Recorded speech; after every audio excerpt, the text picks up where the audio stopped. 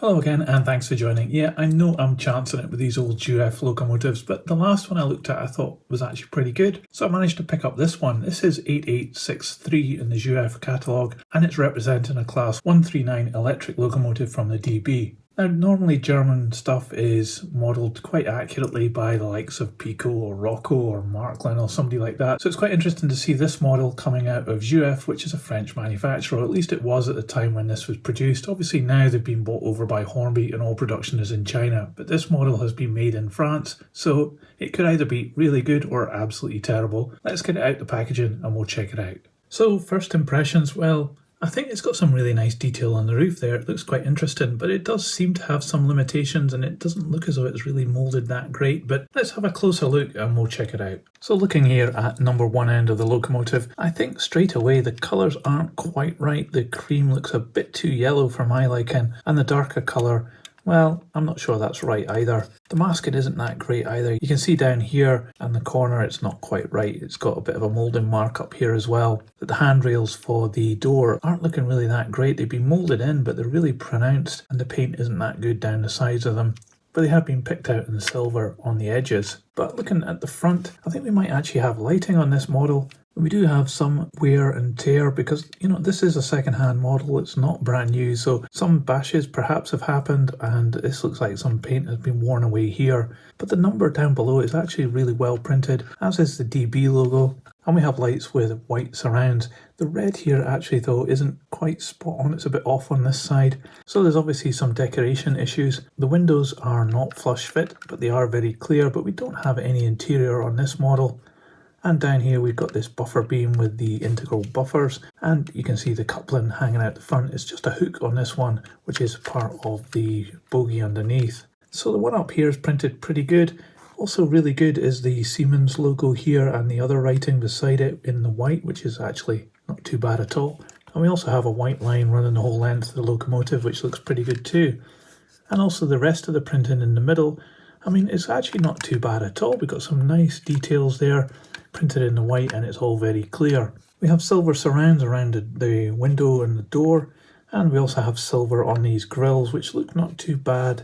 Not really that great though. If you look at the top, you can see some of the cream there, and in the middle we have a view into the engine bay where we have some clear glazing, but I think what you can see there is just the motor, which is attached to the top of this bogie on the front here.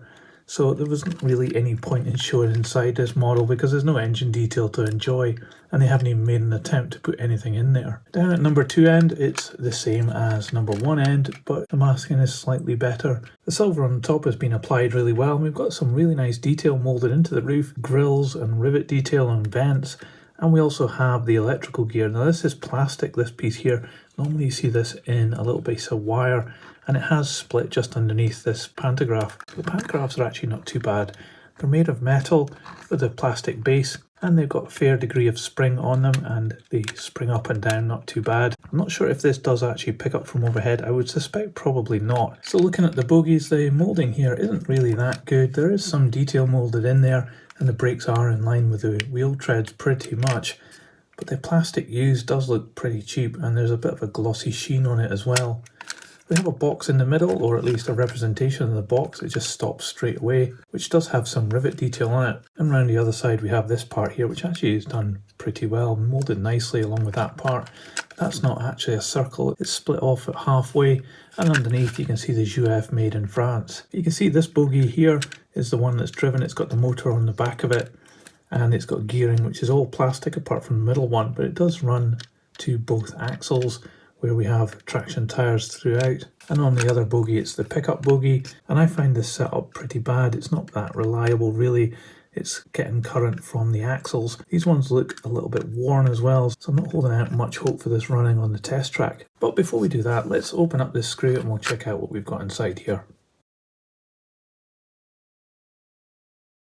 Well, I thought that screw would just make it easy for this model to come apart, but it proved to not be that easy. There was a couple of clips here at each end that you can see which the chassis clipped into, so I had to prise the body apart just gently and then managed to get the chassis out eventually. But With it out, you can see inside the plastic moulding. There's not many surprises here. Yes, it does look as though we've got lighting at the front, and you can also see that the window is a single piece of plastic just clipped in here on each side. And there's also no screws holding on the pantograph, so obviously there's no overhead pickup on this either. And here is the chassis. It's actually made of plastic. Both bogies just clip into it as well. They're not screwed in, but we do have quite heavy weights here and light bulbs on each end. Unfortunately, we have a bit of a problem with this one because this wire has come loose. I think it actually just fits onto the top there, so I'm going to have to solder that back on before we can run this on the test track. You can see the pickup at the front and the motor hanging just above the bogie and moving around with it. So it's a typical kind of Jouef setup, but at least we don't have things like rubber bands or anything like that. Anyway, let me get this wire soldered back onto it and then we'll give it a go on the test track. Okay, I think that's the wire back on it okay, and I've just put it on the test track like this without the body just to make sure it works before I put it all back together. Now this is, as normal, my Hornby 3rd radius track. It's just some scrap I have lying around, and I'm using my H&M controller on 12 volts DC to give it some power. So let's see what happens. I haven't run it before, let's give it a go.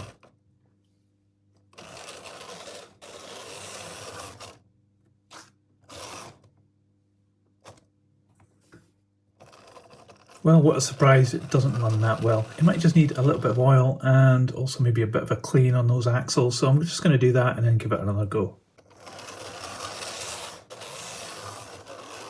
Well, it's kind of working, but it's just typical of this kind of Jouef setup that we've got. It's all to do with the pickup and it's just terrible. I'm going to put the body shell on it anyway and we can see if we can just get it running back and forward.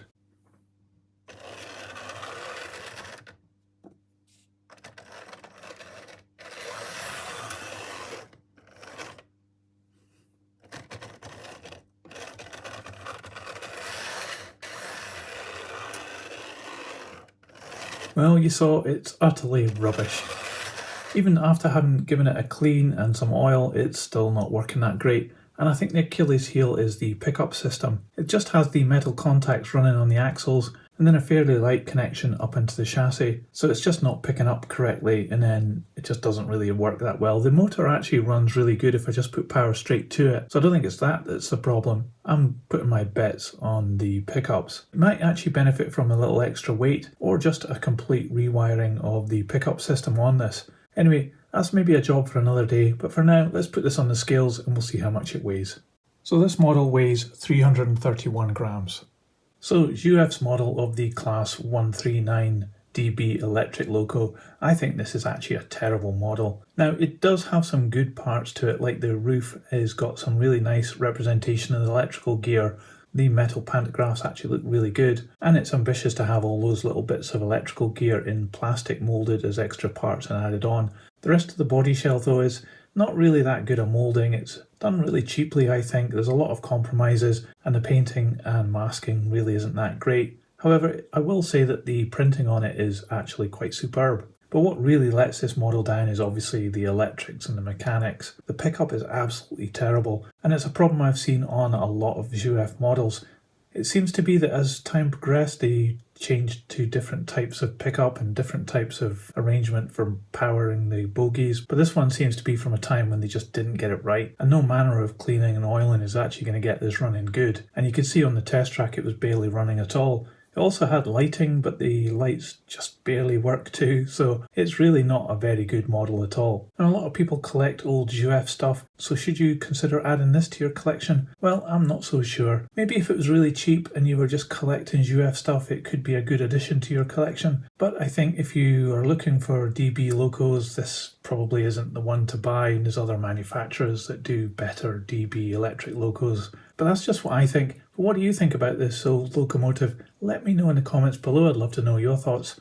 And if you liked this video, please give it a thumbs up. It really helps this channel. I'll put this on the turntable so you can see all the way around. And thanks for coming along and watching this video, and I'll see you on the next one. So model train, model world, choo choo, model train, in tiny worlds, choo choo, model train, model world, choo choo, model train, in tiny worlds, choo choo.